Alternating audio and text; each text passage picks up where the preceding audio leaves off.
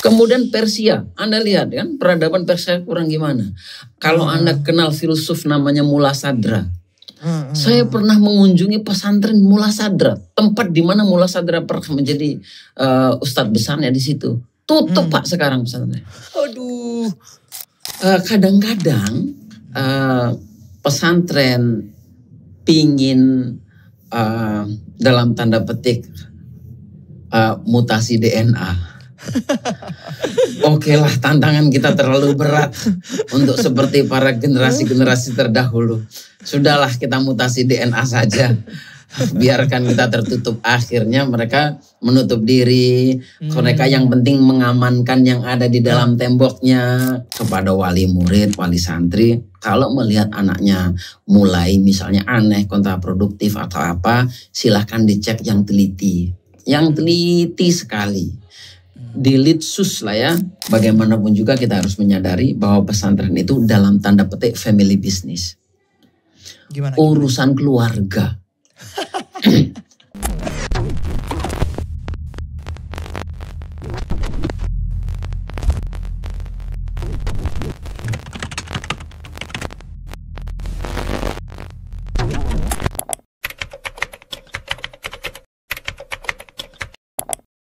Karena sudah dijelaskan ya oleh Cak Malik ya teman-teman bahwa memang dari dulu pesantren sampai sekarang bisa dikatakan sebagai entitas komunitas yang mandiri ya Cak ya. Mandiri Ya.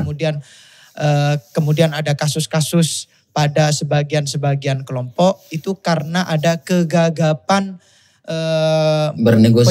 bernegosiasi antara pesantren dengan masyarakat. Oke, yang menarik dari negosiasi masyarakat dan pesantren ini Cak, tanpa harus menyebutkan nama pesantren ya Cak ya. Ini COVID-19 kemarin, kita mengaca ke COVID-19 kemarin. Ada pondok pesantren yang sangat besar sekali sebelum COVID-19 menyerang ini. Dia itu bermesraan dengan masyarakat dalam artian ekonomi masyarakat berputar dengan baik, kemudian pendidikan pesantren tidak terganggu dan lain semacamnya ya. Pokoknya bagus ala kulihal. Tapi kemudian setelah adanya COVID-19 dan itu membuat beberapa orang-orang di luar pesantren untuk tidak bisa masuk kepada pesantren gitu kan. Karena harus memang apa istilahnya Cak, kalau COVID-19 itu dulu social distancing. Social distancing. Ya kayak gitu Cak. Dan itu keterusan gitu sampai sekarang. Bahkan sampai punya pikiran begini ya, yang pembuat kebijakan di pesantren itu. Sudahlah, mending kayaknya memang ini berkahnya COVID-19, bayangkan sampai dikatakan berkahnya COVID-19, pesantren bisa survive ya. Tapi dampaknya masyarakat di sekitar malah kelaparan gitu. Gimana Cak melihat fenomena itu? Jadi kan begini ya, bahwa pesantren itu selalu berkembang bersama masyarakat. Itu DNA-nya kan, itu DNA-nya berkembang bersama masyarakat. Sehingga kalau pesantren-pesantren tradisional itu dulu kita tidak bisa melihat, jarang sekali kita lihat pesantren itu ada pagarnya. Ada pagar, nah itu sangat jarang. Nah, tapi kemudian cara orang melihat pesantren berbeda dulu dengan sekarang. Ketika dulu orang melihat pesantren itu sebagai, jadi seperti saya katakan pada episode sebelumnya, mondo itu adalah being menjadi bagian dari pesantren. Itu yang penting kan? Itu yang paling penting. Menjadi bagian. Tetapi wali santri pada era disrupsi mereka punya motivasi yang lain. Mereka punya motivasi misalnya karena orang tuanya sibuk, gak bisa mendidik anaknya sendiri lalu dititipkan. Nah begitu dititipkan pesantren, maka orang tua itu dia punya checklist. Anak saya harus bisa apa, harus jadi seperti apa. Kamu bisa bayangkan, checklist itu kan parameter modern ya, checklist. Sementara pesantrennya masih tumbuh secara tradisional, pesantren punya checklist sendiri. Ketika pesantren punya checklist yang berbeda dengan wali santri punya checklist, maka negosiasi itu seringkali berat. Misalnya begini, saya pernah mengalami sendiri waktu itu saya jadi seksi pendidikan di asrama. Ada orang kaya raya, dia mengatakan begini kepada pengasuh, anak saya ini Kiai tidur juga biarin aja. Nakal-nakal juga nggak apa-apa, biarin aja. Daripada di rumah. Di rumah lebih parah Kiai. Ya kan? Tapi kita sebagai seksi pendidikan, galau dong. Anak ini orang kaya. Kalau dia tidur, santai, ngopi, dia neraktir temennya. Sementara di pesantren tempat kita mondok itu tempat orang miskin Pak. Kalau ada orang yang mau neraktir, ngajak makan gratis, ngajak ngopi gratis, siapa yang nggak mau? Surganya santri itu Cak. Iya, artinya dia memberikan, dia menjadi influencer di situ. Ya. Kalau hanya satu saja, boleh orang mengatakan biarkan anak saya. Tapi ketika dia menularkan kepada yang lain, karena pesantren itu komunalitas. Pesantren itu berbeda dengan boarding school. Saya mungkin suatu hari mungkin kita bisa bandingkan dengan boarding school. Saya juga pernah mengelola boarding school di Sampurna Academy. Yang boarding school itu kayak sekolahannya Harry Potter itu. Saya lama mengelola sekolah kayak gitu juga. Itu berbeda nature-nya. Nah, kadang-kadang pesantren pingin dalam tanda petik mutasi DNA. Oke lah, tantangan kita terlalu berat untuk seperti para generasi-generasi terdahulu. Sudahlah, kita mutasi DNA saja. Biarkan kita tertutup. Akhirnya mereka menutup diri. Mereka yang penting mengamankan yang ada di dalam temboknya. Yang penting, siapa sih stakeholder pesantren? Dulu stakeholder pesantren itu adalah masyarakat sekitar. Masyarakat sekitar. Tapi seiring berjalannya waktu, pesantren yang dalam tanda petik bagus yang dipercaya oleh publik mendapatkan santri dari berbagai daerah.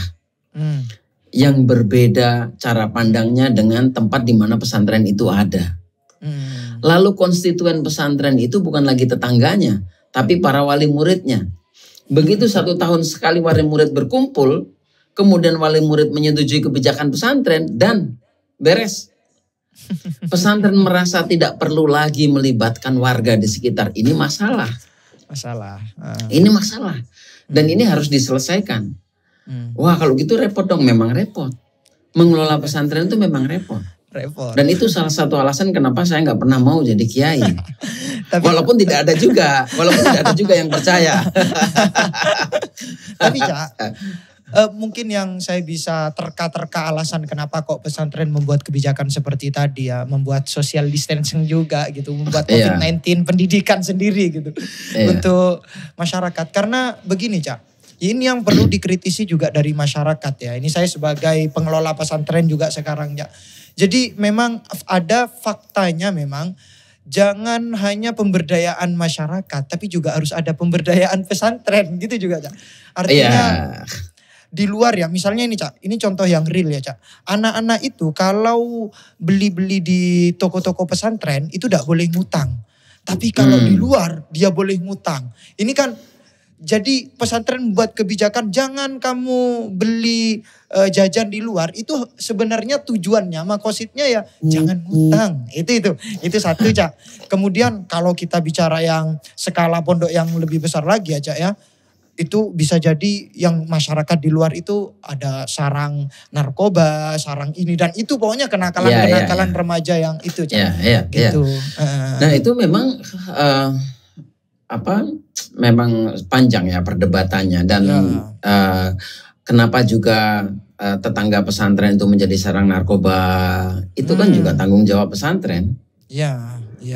Semakin pesantren itu menghindari berinteraksi dengan masyarakat di sekitar, maka semakin jadi persoalan.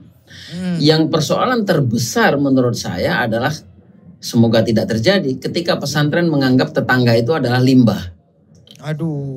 Jadi ini ada saya pernah juga mendengar pembicaraan misalnya kenapa banyak kenakalan remaja dan sebagainya. Dia ngomong ya toilet itu kalau rapi, bagus, mengkilat itu kan tetap aja ada septic tanknya kan gitu. Tentu ada limbahnya kan. Nah lalu menganggap tetangga pesantren sebagai limbah. Artinya kalau limbah apa? Kalau limbah itu ya memang tugasnya ya kotor-kotor begitu. No way. Ini jangan dong. Jangan kita kayak mengkhianati DNA pesantren. Gak fair.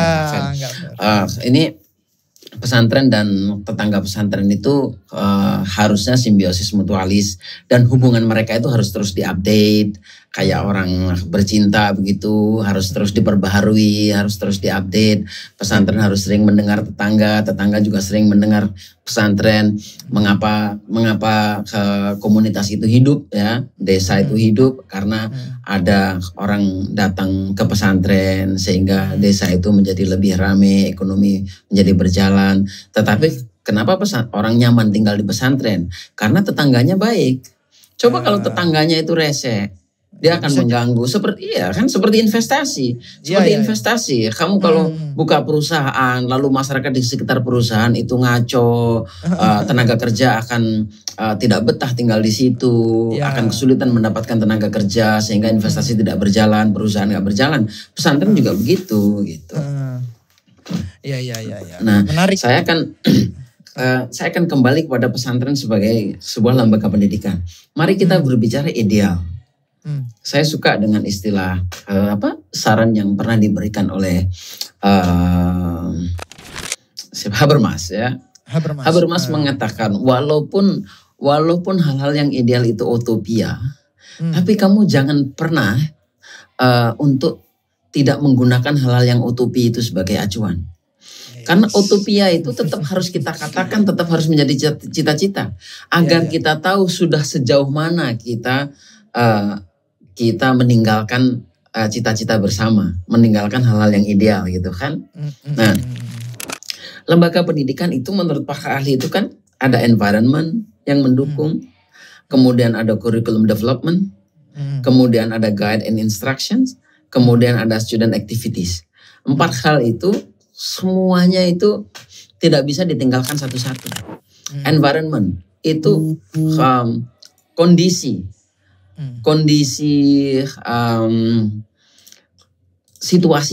situasi pesantren.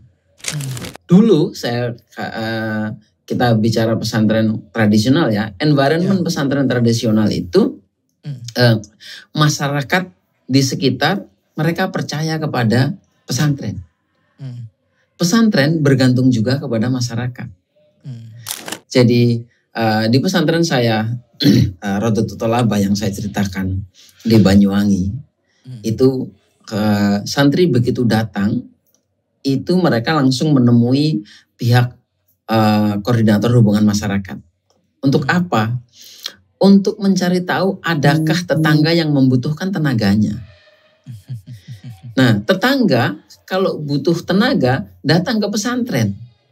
Jadi pesantren itu seperti hub, seperti talent pool kalau zaman sekarang. Seperti talent pool. Nah, saya masih ingat sekali tuh santri-santri itu kalau sudah jam 8 itu keluar semuanya. Mereka ke sawah, ke toko, kemana-mana, membantu tetangga. Gitu, untuk mendapatkan untuk memenuhi kebutuhan mereka sehari-hari. Nah, tetangga juga begitu. Kalau butuh mereka datang ke masyarakat. Jadi environment itu mendukung. Karena di situ ada kiai yang dipercaya oleh semuanya. Warga percaya, santri percaya, gitu. Nah, itu environment. Lalu kemudian kurikulum. Kurikulumnya pesantren itu unik, menarik, unik. Karena pesantren itu kalau membaca buku itu cover to cover. Pesantren tradisional saya bicara ya. Cover to cover. Cover to cover itu artinya mulai mukadimahnya. Kamu ngomong nahwu, kamu ngomong fikih, ngomong tauhid itu mulai mukadimah sampai terakhir. Begitu kamu membaca sebuah kitab cover to cover, kamu tidak hanya belajar tata bahasa, tidak hanya belajar kontennya, tapi juga belajar bagaimana menyajikannya. Keunikan-keunikan setiap karya itu akan bisa dipelajari. Nah, mempelajari keunikan setiap karya itu membuat santri berpikir kritis itu muncul. Ketergantungan santri, kemandirian santri itu muncul. Ketergantungan santri menjadi banyak sekali alternatif. Sekarang kalau kita ngomong santri itu pekerjaannya apa? Yang nggak tahu gitu. Maksudnya tidak ada satu pekerjaan khusus yang itu selalu untuk santri gitu. Nah, itu salah satunya karena kurikulumnya seperti itu. Unik. Hampir unik gitu kan. Nah, kemudian guide instructionnya juga unik. Karena kiai itu datang dari ustadz itu biasanya datang dari pesantren-pesantren yang lain. Jadi ada istilah dalam pesantren itu tabarukan. Ya. Jadi kalau saya sudah mondok lama di satu tempat, kemudian saya berusaha mencari berkah ke pesantren lain. Ketika saya sudah bisa membaca kitab, sudah lulus aliyah, sudah menguasai literatur, kemudian saya pindah ke pesantren yang lain, di situ saya biasanya mengajar kan, atau walaupun tidak mengajar, yang menjadi mentor. Nah, di sebuah pesantren, mentor itu biasanya alumni dari berbagai pesantren. Nah, ada melting pot orang dari berbagai pesantren itu datang, maka mengajarkan keunikan masing-masing. Itu menariknya. Oh ya, satu lagi, environment pesantren itu yang menurut saya membawa keunikan luar biasa, karena santri itu jumlahnya banyak, datang dari berbagai daerah, maka mereka membawa ketertarikan yang berbeda-beda. Jadi di pesantren itu, kalau kamu suka apa saja, you name it, kamu akan menemukan teman. Iya. Saya sendiri mengalami stres. Mungkin kalau sekarang mungkin dianggap stres ya. Kayak saya tertekan dengan pelajaran, dan waktu itu saya membaca buku Madilog, bukunya Tan Malaka. Saya membaca Tan Malaka, waktu itu ngomong tentang hal-hal logika mistika segala macam. Guncang saya. Saya guncang dan saya hampir 24 jam saya kayak ada mengalami fase yang tidak bisa tidur nyenyak. Jadi jam berapapun saya melek, saya mencari teman ngobrol itu ada. Bayangkan ada 12.000 orang waktu saya mondok kumpul dalam satu tempat ya. Jam 11 itu saya ngopi di Blok C. Waktunya orang-orang tidur jam 1 kan. Saya pindah mau pulang ke Nurkon itu di pojok Sunan Bonang sana ada anak ngopi, duduk lagi saya di situ ikut lagi kan. Terus teman-teman yang ngerti Sukoharjo paham peta. Nah dari situ kemudian mereka sudah ngantuk atau apa, ganti saya keluar di pintu gerbang ada orang jaga, di situ saya nongkrong lagi, terus begitu. Dan waktu saya di Rodoto Tolabah, saya ketemu orang yang ngerti matematika dan ngajarin saya matematika pelajaran SMP. Jadi ada banyak environment-nya sangat mendukung. Tapi juga environment pesantren itu juga berbahaya untuk anak-anak yang kreativitasnya tidak terwadahi. Ya, benar. Mereka bisa destruktif. Ya. Nah, ini PR besar. Sehingga kepada wali murid, wali santri, kalau melihat anaknya mulai misalnya aneh, kontraproduktif atau apa, silahkan dicek yang teliti. Yang teliti sekali. Di litsus lah ya. Ditanya, dicari tahu aktivitas anaknya itu 24 jam itu kemana, ngapain saja, bergaul dengan siapa, itu penting sekali. Jadi saya bukan dalam kapasitas saya membela pesantren, tetapi saya memberikan informasi bahwa seperti itulah unik sebuah pesantren. Pesantren itu high risk, high return. Jadi risikonya juga tinggi, returnnya juga tinggi. Iya. Kayak kripto. Maju mundur salah ya, maju mundur salah. Oke. Kemudian student activities. Nah, aktivitas siswa, kalau pesantren tradisional, karena itu tumbuh secara organik, aktivitas itu muncul dari kreativitas santri. Sementara kalau pesantren modern, mereka lebih tertata, mereka lebih menyediakan aktivitas santri. Disediakan. Santri ngambil aja dah, tinggal ngambil gitu ya. Santri ngambil. Ini semua ada plus minusnya. Kalau pesantren modern, dia menyediakan olahraga, menyediakan pramuka, menyediakan musik, menyediakan leadership. Sementara kalau pesantren tradisional, saya suka bahasa Inggris, saya kumpul-kumpul sesama penyuka bahasa Inggris. Ya gitu. Saya suka main bola, kitab, saya kan ketemu kitab gitu. Itu begitu seterusnya.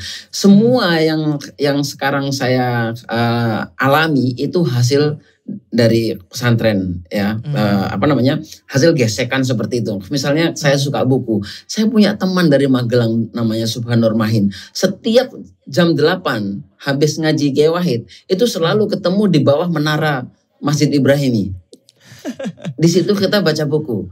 Dan saya harus sekarang juga saya mohon maaf kepada teman-teman santri kalau ada buku yang di dalam katalog ada tapi bukunya nggak ada. Maaf sekali, kadang-kadang itu saya yang menyembunyikan.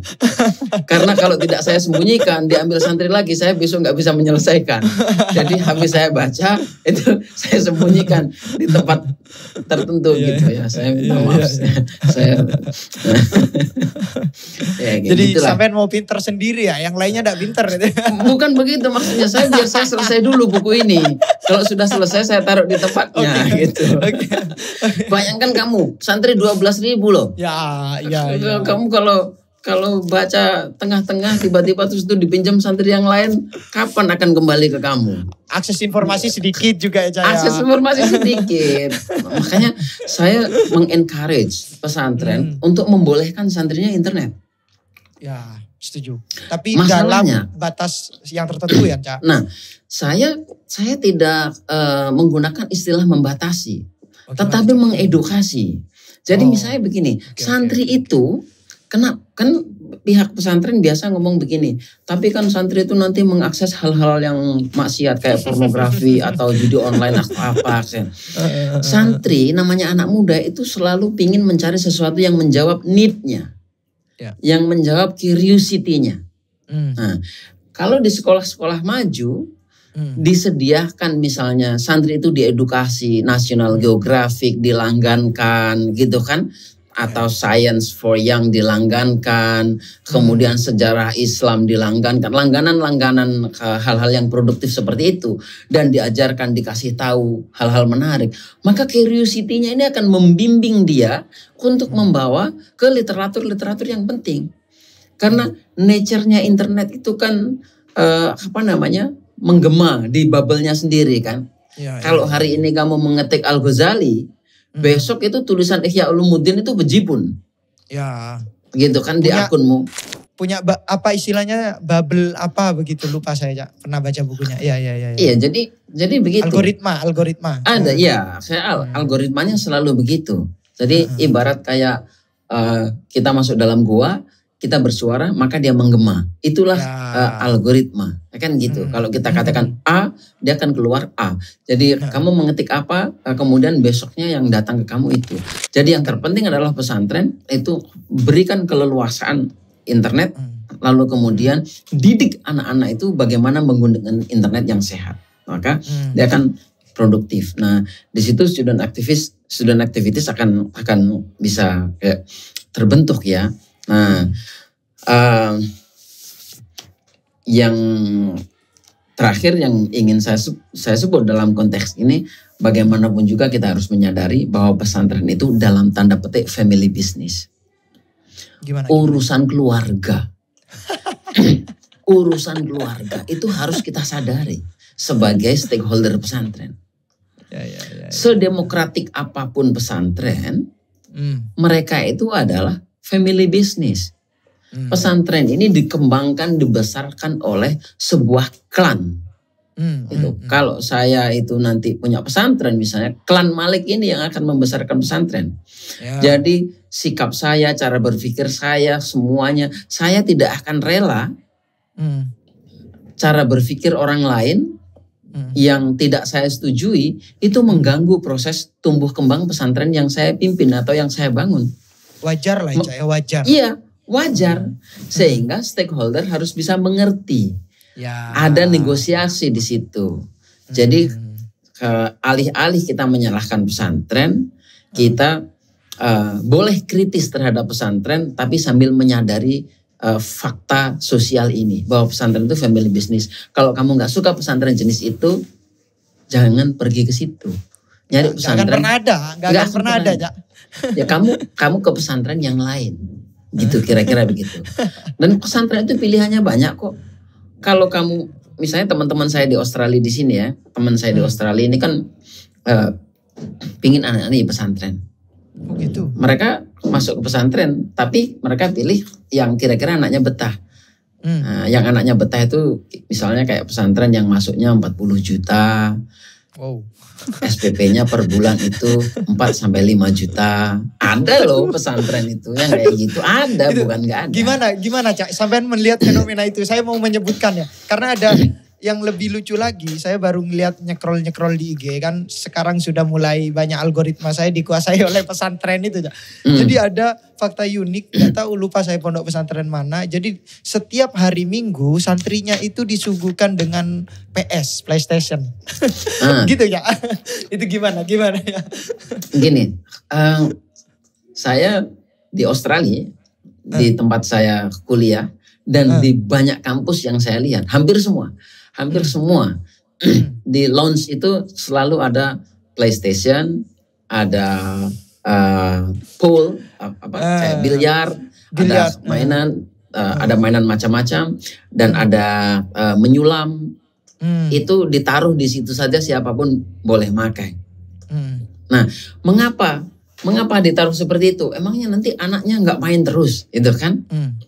Di tempat-tempat yang seperti itu, anak-anak punya curiosity yang tinggi. Karena mata pelajarannya asik, metodenya menarik, guru-gurunya menyenangkan. Jadi anak-anak tahu kapan dia main, kapan dia belajar. Bukan berarti mereka kalau dikasih PS lalu main PS terus. Itu. Tapi perlu dikritisi ya. Ada yang perlu disampaikan atau ada yang perlu dilanjutkan ya. Tapi perlu dikritisi tuh, Cak. Kenapa? Karena bagi saya ya, Cak ya. Karena saya tidak tahu teorinya, saya hanya melihat teman-teman. Anak-anak yang umurnya masih SMP dengan anak-anak umurnya yang ke SMA apalagi kuliah itu harus dibedakan, Cak.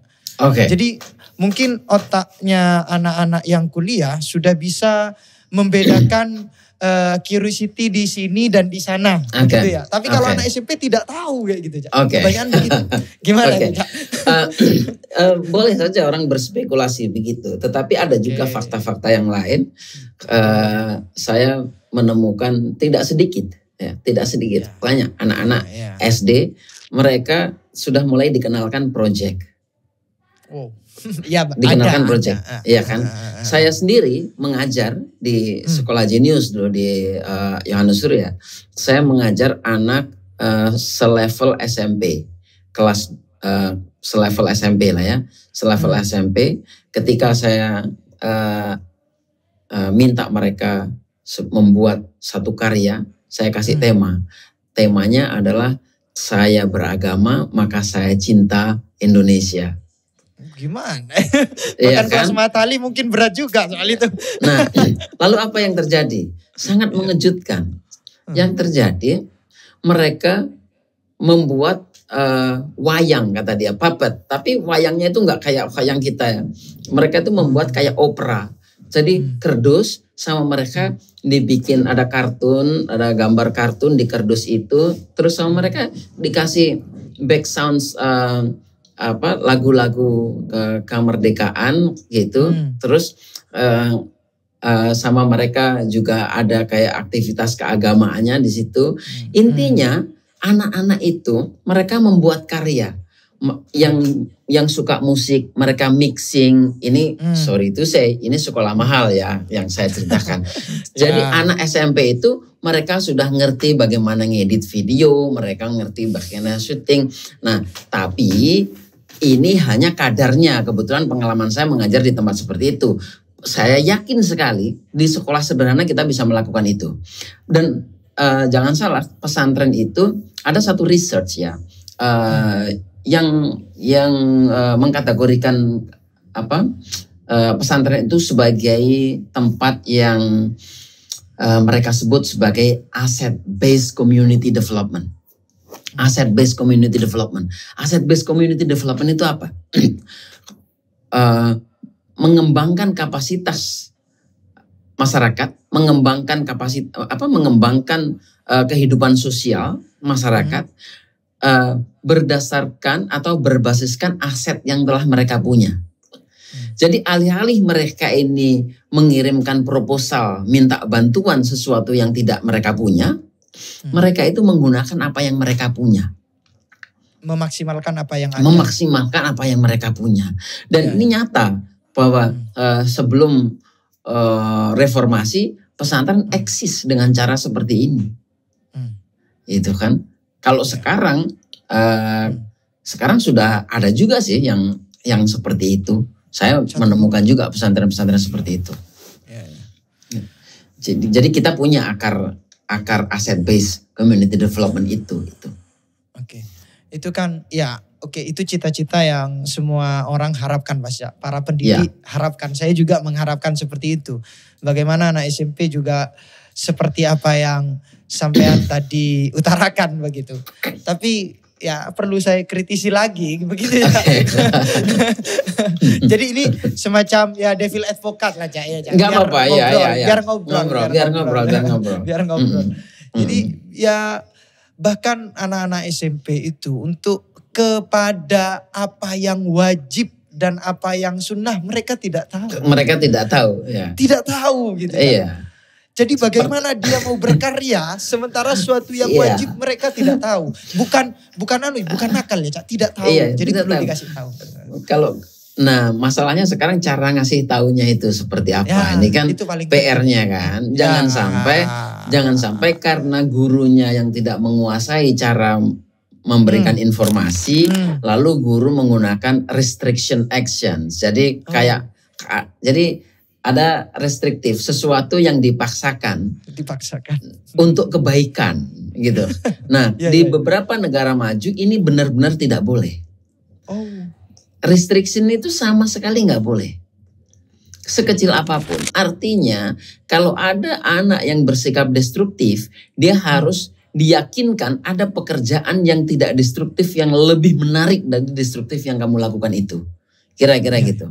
Kamu bayangkan, misalnya ada anak menyukai video game. Ada anak yang lain,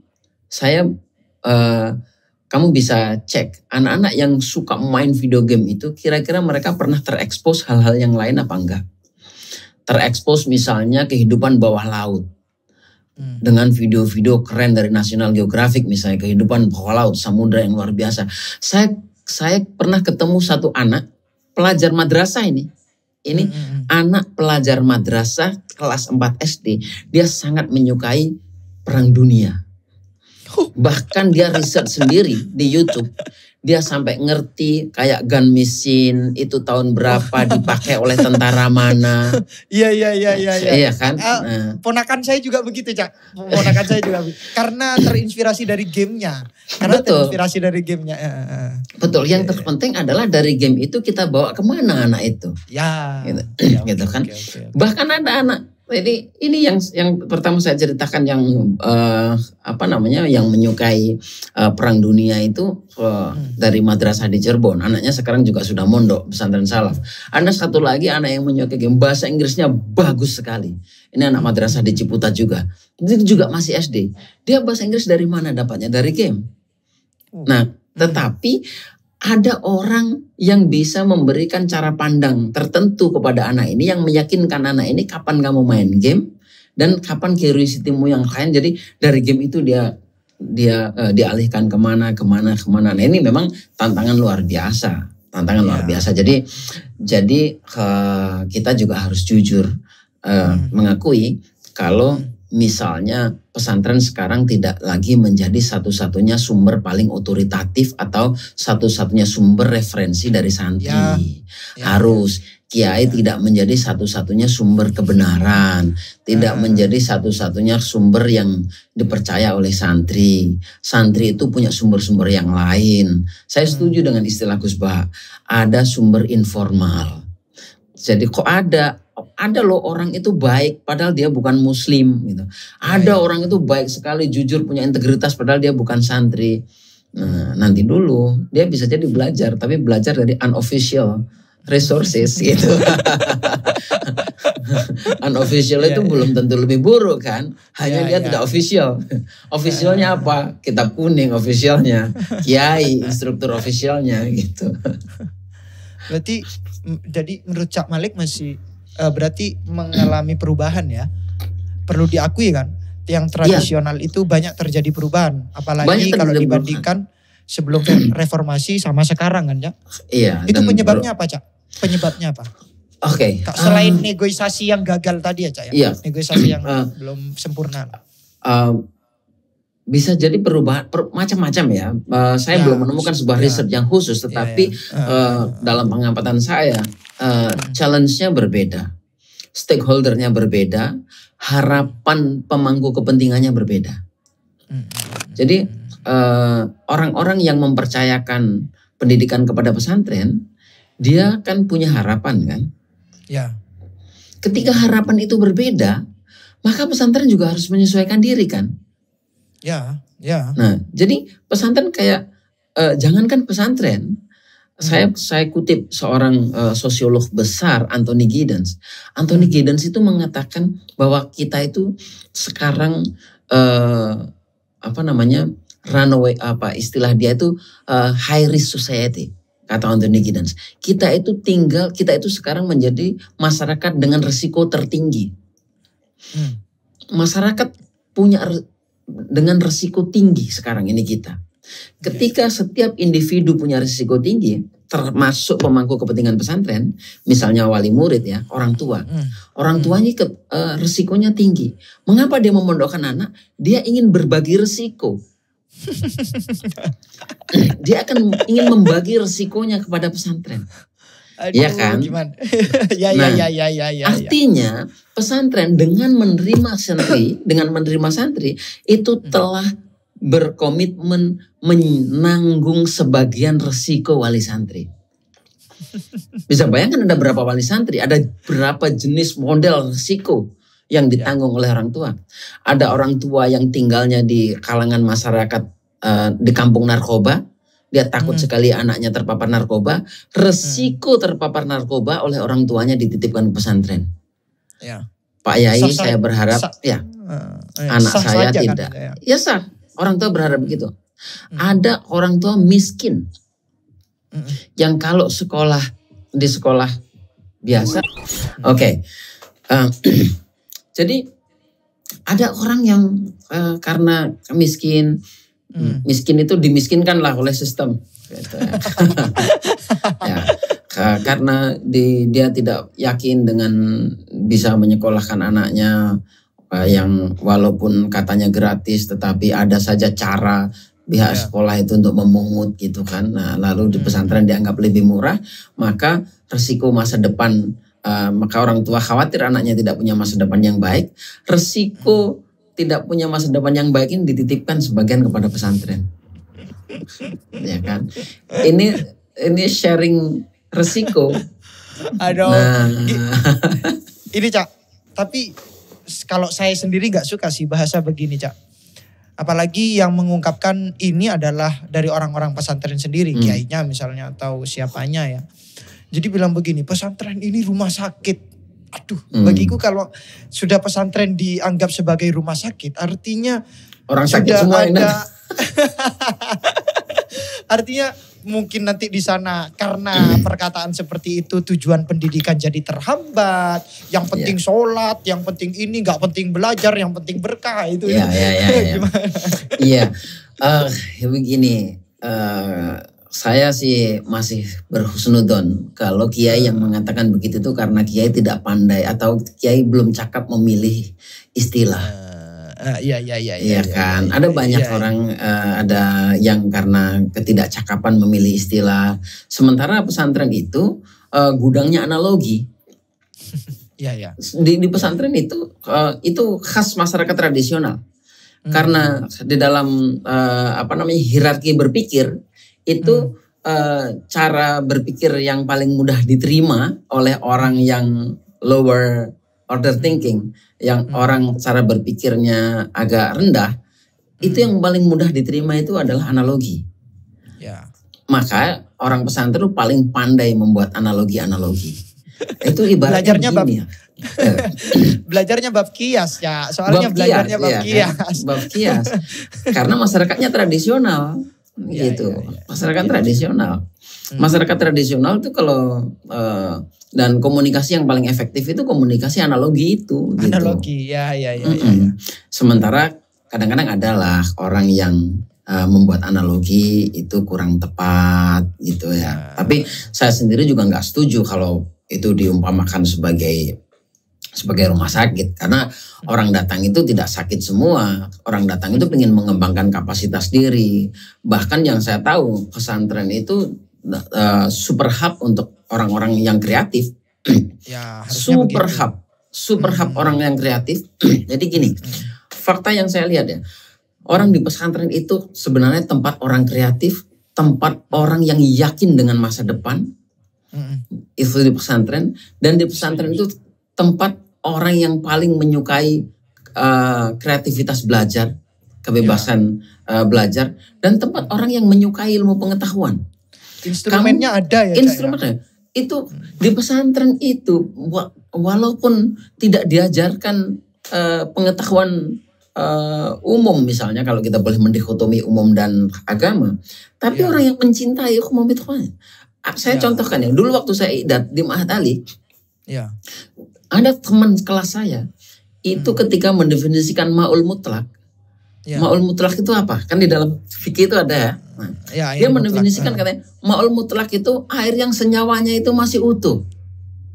Dia bilang begitu. Jadi yang bakterinya ada di sana, amuba, dia dengan istilah-istilah biologi begitu. Makanya kata dia, air itu kalau sudah direbus, dia sudah tidak lagi ma'ul mutlak karena ada senyawa yang hilang di situ. Wah, wow, kan? Iya kan? Nah, itu asiknya. Jadi, kenapa begitu? Karena ada orang karena harapan orang terhadap pesantren itu beda-beda. Dan pesantren punya instrumen itu. Iya, karena jadi pesantren itu kalau pakai istilah zaman sekarang, pesantren itu market. Ya. Pesantren itu adalah pasar. Pasar itu kan orang datang dengan harapan berbeda-beda, orang masuk pasar. Dagangannya berbeda-beda, yang ingin dibeli macam-macam. Dan semua orang berharap ada di pasar itu. Pasar gitu. itu. Iya, kamu mau beli buah, kamu berharap di sana ada. Kamu menjual buah, kamu berharap ada orang beli. Jadi orang mau ngapain aja berharap ada di pesantren itu. Walaupun tidak jarang orang yang kecewa dengan pesantren. Kalau ada orang yang kecewa dengan pesantren, mari kita setel. Pesantren itu memang harus punya visi, tapi pesantren juga harus mengakui bahwa tidak semuanya bisa diberikan oleh pesantren. Tidak semuanya. Orang yang ingin memondokkan anak juga harus tahu. Kamu boleh berharap macam-macam, tapi tidak semua hal bisa dilakukan oleh pesantren. Jadi please, pesantren mengakui apa yang bisa dilakukan, tapi juga komunitas yang berharap ke pesantren juga tahu kepada pesantren model apa saya bisa berharap.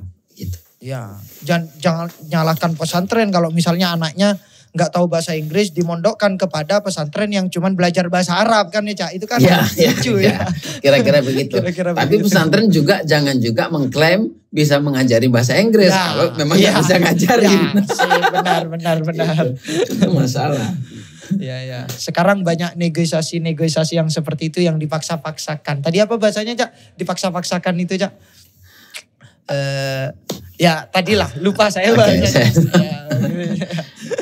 Dipaksa-paksakan ya. Kemudian Cak, berarti menurut jenengan ini mungkin akhir ya Cak ya, mungkin akhir. Sebagai statement terakhir dari fakta yang sudah sampean sampaikan tadi, dari perbedaan negosiasi dari sebelum reformasi sampai ke setelah reformasi sampai sekarang ini, so far pesantren sebagai komunitas yang mandiri dan ada juga pesantren-pesantren yang masih tidak seperti kita harapkan gitu. Apakah mereka bisa survive di zaman yang sudah dunianya ini lebih bergerak lebih cepat? Apakah masih bisa survive? Kalau nggak bisa gimana? Kalau bisa harus bagaimana? Itu pertanyaan berat sekali. Tetapi dan saya tidak bisa menjawab itu. Dan tapi gini, yang bisa saya sampaikan adalah pesantren harus lebih fokus dan lebih menyadari apa yang bisa dilakukan. Tidak usah memanggul beban terlalu berat. Stoik ya, Cak, stoik. Ya, tidak usah memanggul beban terlalu berat dengan mengklaim diri bisa melakukan ini itu bisa begini bisa begitu. Nah, soal survive atau tidak itu semuanya bisa disesuaikan kan, bisa disesuaikan dengan visinya, bisa disesuaikan dengan beban apa yang ingin dipanggul gitu. Ya itu saya kira seperti itu daripada pesantren berusaha memanggul beban yang berat sekali, lalu kemudian untuk bisa survive melakukan banyak sekali hal dengan cara-cara yang mungkin harus membuat pesantren harus mutasi DNA gitu kan. Harus mutasi DNA. Ya itu, tapi mungkin boleh juga dilakukan. Sekali lagi kita tetap menyadari bahwa pesantren itu family business. Dan itu tidak masalah ya, wajar. Kalau yang masalah itu bukan buruk. Ya. Yang masalah ketika tidak dinegosiasikan dengan baik. Itu betul. Dan pesantren harus pandai. Sekarang harus mulai sangat hati-hati dalam berkomunikasi. Untuk wali santri. Nah, untuk wali santri Anda harus melihat betul pesantren seperti apa yang Anda butuhkan, yang Anda nyaman menitipkan anak di situ. Itu seperti apa? Kemampuan Anda secara finansial, kemampuan Anda dalam memantau anak secara fisik juga harus diperhitungkan gitu kan. Dan orang tua juga harus sangat hati-hati menerima informasi, baik itu dari anak, dari teman anak atau dari pesantren, karena informasi itu benar-benar kadang-kadang tidak produktif. Ya. Contohnya misalnya, saya pernah lihat sepupu saya itu pakai celana pendek keluar dari tempat video game di Asmbagus. Saya mondok bareng dulu kan, tapi saya nggak ceritakan kepada orang tua saya. Atau kalaupun saya ceritakan, saya kasih cover yang lebih menarik gimana gitu.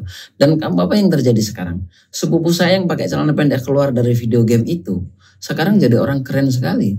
Dia luar biasa memberikan impact di masyarakat. Artinya apa? Dia keluar dari tempat video game dengan celana pendek padahal dia mondok. Itu hanya satu bagian kecil dari mozaik dia mondok. Itu kan satu bagian kecil. Bayangkan kalau waktu itu saya laporkan kepada orang tuanya dan orang tuanya langsung memaki-maki, tidak percaya kepada pesantren segala macam dan lalu dia keluar dari pesantren. Mungkin faktanya akan berbeda gitu kan. Jadi mesti hati-hati sekali menyaring gitu. Dan Anda boleh saja membagi resiko kepada pesantren, boleh berharap kepada pesantren, tetapi juga tetap harus realistis. Cak, sampean itu sebenarnya di kolom komentar itu dari kemarin-kemarin ya, yang video pertama kita viral. Sampean itu dibilang begini loh, sampean itu gak pernah main ke Jepara, gak pernah main ke pondok ini, pondok A, B, C. Sampean masih sedikit katanya yang sampean ketahui tentang pondok pesantren. Gimana Cak? Iya, gini, kalau saya dikatakan pengetahuan saya tentang pesantren sedikit, saya rasa saya mengakui wajar. Dibanding banyaknya ragam pesantren dan banyaknya jumlah pesantren, pengetahuan saya nggak ada apa-apanya. Tapi kebetulan kemarin itu ada yang ngomong, misalnya coba Mas kunjungi pesantren Mbah Jat di Nganjuk. Alhamdulillah saya sudah mencium tangan Mbah Jat. Mbah Jat juga pernah sholat jamaah asar di masjid tempat saya biasa berjamaah di samping rumah saya, persis gitu. Gitu kan. Ada yang bilang, Mas sampean berkunjung dong ke pesantren Peta di Tulungagung. Alhamdulillah saya juga sudah pernah sowan Gus Hurmus di pesantren Peta. Itu sekitar tahun 2005 atau 2004. Jadi yang disebutkan teman saja, kebetulan saya pernah kunjungi gitu. Tapi kalau dikatakan pengetahuan saya tentang pesantren sedikit, saya mengakui dibanding banyaknya pesantren ya. Dan saya katakan tadi ketika ngomong soal pesantren dan bahwa DNA pesantren itu adalah organik, mandiri dengan dan bertumbuh kembang bersama masyarakat. Dalam riset khusus saya tentang Mahat Ali misalnya. Mahat Ali tahun 90-an itu hanya di-endorse oleh Kemenak, tapi nyaris tidak ada apapun dari pemerintah. Dukungan-dukungan itu nggak ada. Itu hampir semua Mahat Ali. Jadi penelitian saya sebenarnya terinspirasi oleh Kang Marzuki Wahid. Saya mengenal beliau itu dari tulisan di majalah Taswirul Afkar. Belakangan beliau menjadi rektor saya.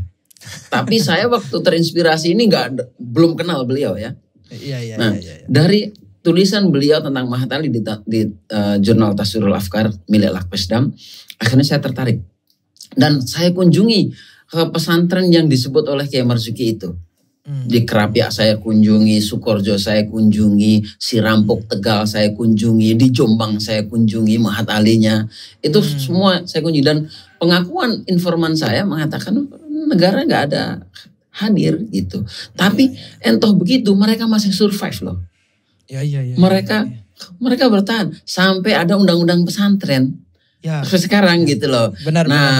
Undang-undang pesantren ini bisa jadi disruption.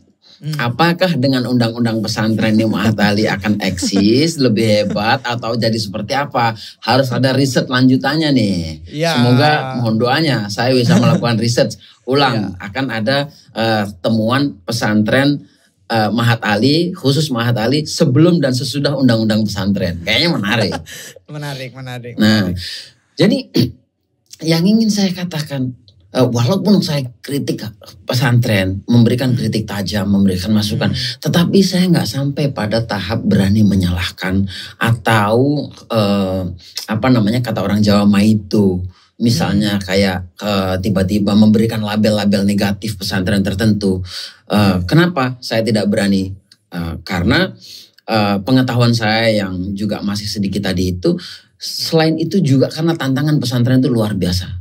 Berat.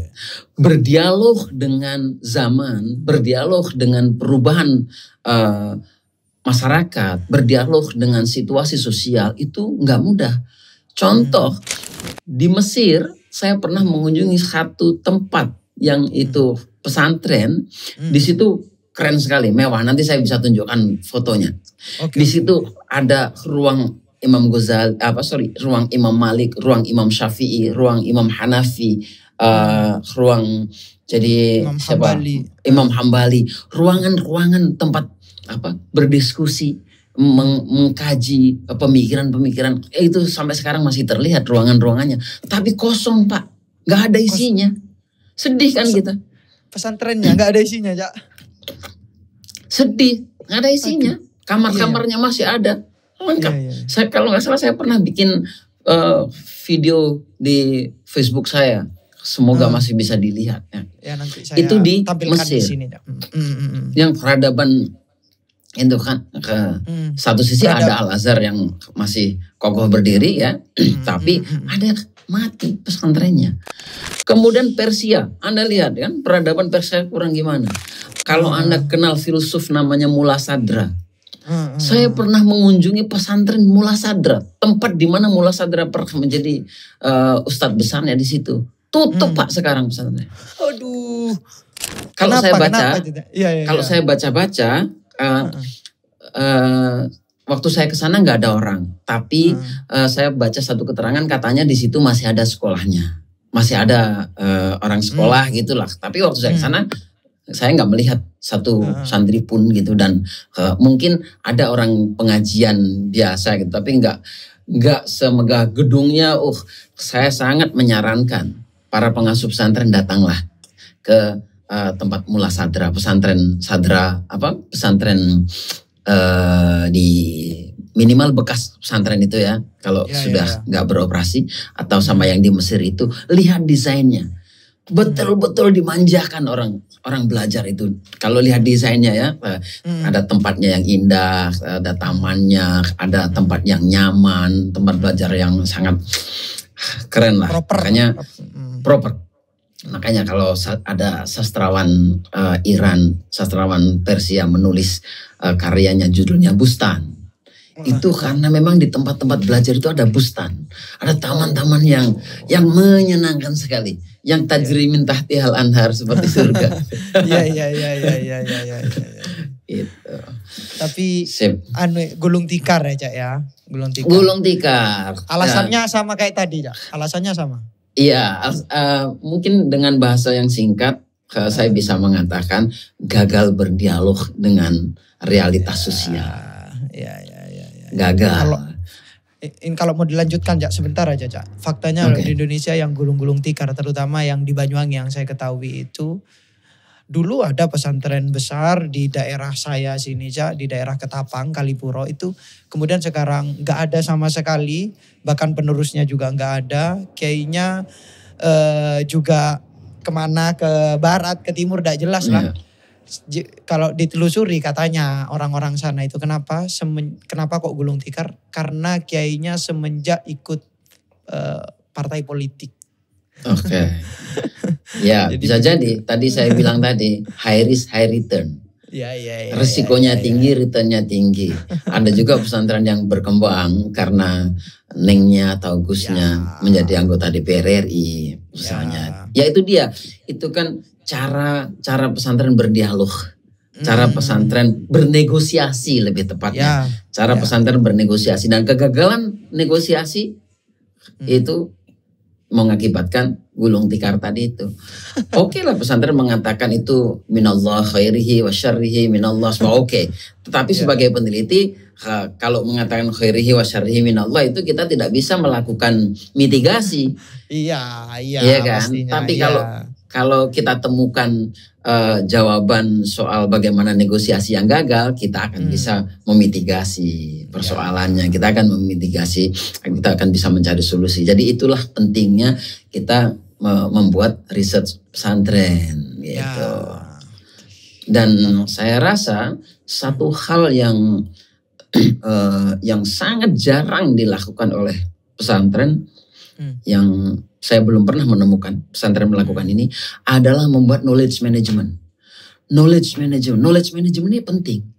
Knowledge management itu seperti apa? Knowledge management itu pesantren mengabadikan setiap kegiatan, mengabadikan segala hal, segala aktivitas yang ada di pesantren. Misalnya ketika santri baru.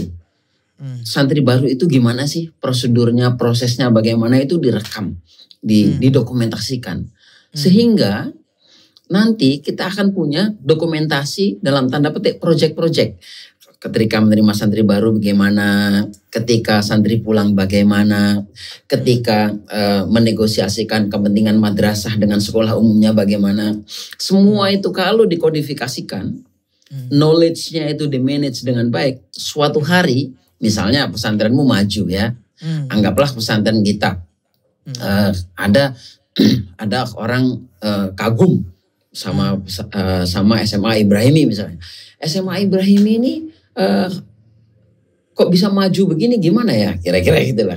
Kok SMA Ibrahimi di tempat lain berbeda gitu kan. Orang-orang terdahulu hanya bisa menjawab, ya ini semuanya warisan para pendahulu kita gitu kan. Kita nggak bisa menjawab. Kalau maju-majunya bagaimana tidak bisa diceritakan. Kalau gulung tikarnya bagaimana tidak bisa diceritakan. Sangat berbeda dengan korporasi-korporasi. Kita lihat misalnya kayak korporasi besar. Korporasi itu kalau dia bikin franchise, jadi franchise-nya. Karena franchise diikuti dengan knowledge management.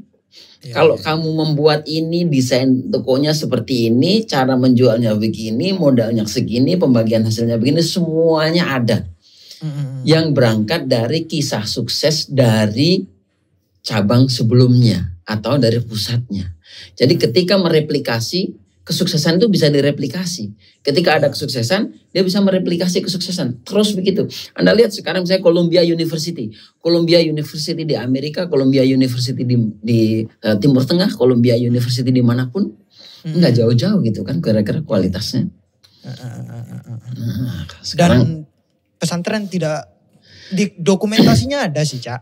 Tapi project setelah dokumentasi itu tidak ada. Tapi dokumentasi kita apa? Sangat terbatas. Yang dibilang dokumentasi itu foto. atau berita acara, ya kan? Itu, ya. Tidak seperti SOP, ini memang standar orang modern ya, standar orang modern. Karena misalnya prosesnya santri baru itu seperti apa, kayak barang itu supply chain-nya lah gitu. Jadi anak itu dari berangkat ke rumah, mondok sampai pulang lagi itu seperti apa. Sehingga masuknya seperti apa, pulangnya seperti apa, proses di dalamnya seperti apa. Dengan begitu kalau sukses kita bisa mereplikasi. Ya, kalau tidak sukses kita bisa memitigasi di mana tidak suksesnya gitu. Bisa ini ya Cak ya. Kalau bahasanya Al-Quran itu bisa menjadi uswatun. Namanya uswatun itu kan bisa diikuti. Kalau bisa diikuti ya harus ada manajemen yang pasti gitu. Betul. Kalau enggak gitu kan orang mau tahu pesantren ini gimana prosesnya, anaknya bagaimana siap harinya ya sulit juga ya Cak ya. Repot-repot nanya-nanya dan lain semacam. Iya benar-benar. Ya. Oke. Dan nextnya kita akan bahas mana lebih baik kalau mau dibandingkan mana lebih baik sekolah formal dan pondok pesantren sebagai lembaga pendidikan. Itu menarik Cak. Menarik. Itu menarik. Oke. Makasih Cak Malik dan terima kasih teman-teman yang sudah menyimak. Saya harap menyimak dari A sampai Z, dari awal sampai akhir biar enggak dipotong-potong ya. Oke, terima kasih Cak Malik. Sekian. Assalamualaikum. Waalaikumsalam warahmatullahi wabarakatuh.